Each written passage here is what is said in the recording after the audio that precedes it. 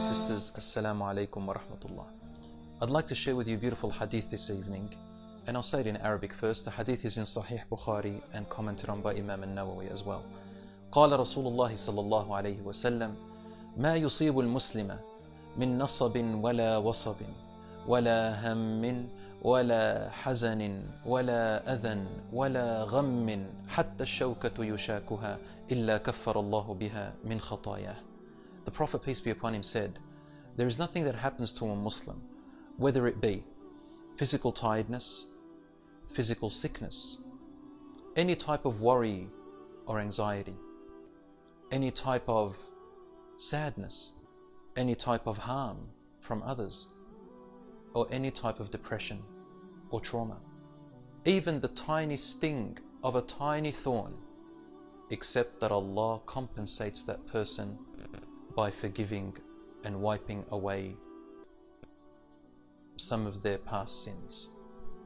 What a beautiful hadith. Let's go through it step by step very quickly, inshallah. First of all, the Prophet, peace be upon him, said the harm of something called nasab. Nasab means physical tiredness, whether it's small or big.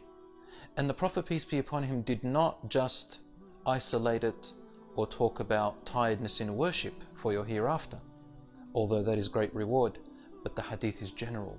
It means any kind of tiredness you go through in worldly gain, something worldly, whether you're going to work and you get tired, you go to school, you go to buy your shopping for your family or for yourself, whether you go out to do exercise and you go through physical tiredness, even at home, you're cooking, cleaning, looking after your family, all these types of physical tirednesses, Allah compensates your sins for going through them.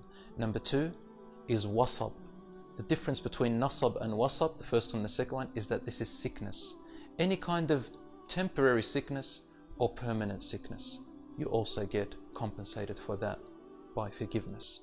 Number three is worry or anxiety. And this is usually about worrying about things of the future that you fear a little bit, whether they are known or unknown. You are worried about an exam that's coming, worried about an interview that's coming, worried about some kind of order that you have to go to.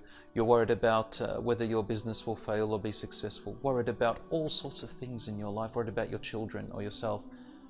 These things you also get compensated by Allah for going through them. Number four is any kind of sadness, things of the past that have happened to you. You've lost a family member, a loved one, someone in your family or a friend or someone whom you held in high esteem was sick or ill and you're affected by it, or you're affected by something else that you've seen in your life and it still affects you till now. It could be also a trauma, an accident, something that you've gone through. Allah compensates you for it as well. Number five is adhan. Adhan means harm, and usually it's the type of emotional or mental harm that people do to you, whether it's abuse or accusations or defamations, or someone hurts you with a word or says something to you, backbites you, and you hear about it. These things harm you and they affect you, and Allah subhanahu wa ta'ala compensates you for it. Number six is gham. And gham means a deep sadness. Usually depression can result from it, and that is when you're sad or you're affected deeply by something of the past to the point where you can't think straight anymore. Your mind is cloudy, you can't judge well, you feel like you're about to faint. Allah subhanahu wa ta'ala even acknowledges and knows that feeling, and He compensates you for it. Then the Prophet, peace be upon him, said even a tiny sting of a thorn that hurts you, and subhanAllah, how we started with the tiniest thing that you can get injured with, like a little prick of a thorn or a needle, that means everything above it. Imagine what Allah subhanahu wa ta'ala compensates you with and what He sees. And now the other question that we ask is, okay, this is for a Muslim. Yes, and that's because a Muslim anticipates this from Allah subhanahu wa ta'ala in this world and in the next. But what about a non-Muslim? Well, there is a verse in the Quran which says, مَنْ كَانَ يُرِيدُ الْحَيَاةَ الدُّنْيَا وَزِينَتَهَا نُوَفِّي إِلَيْهِمْ أَعْمَالَهُمْ فِيهَا وَهُمْ فِيهَا لَا يُبْخَسُونَ. Allah subhanahu wa ta'ala said, whoever wants the reward in this world and its decorations, we will give it to them in full, and we will not take a little bit of it away. Allah subhanahu wa ta'ala is just and fair.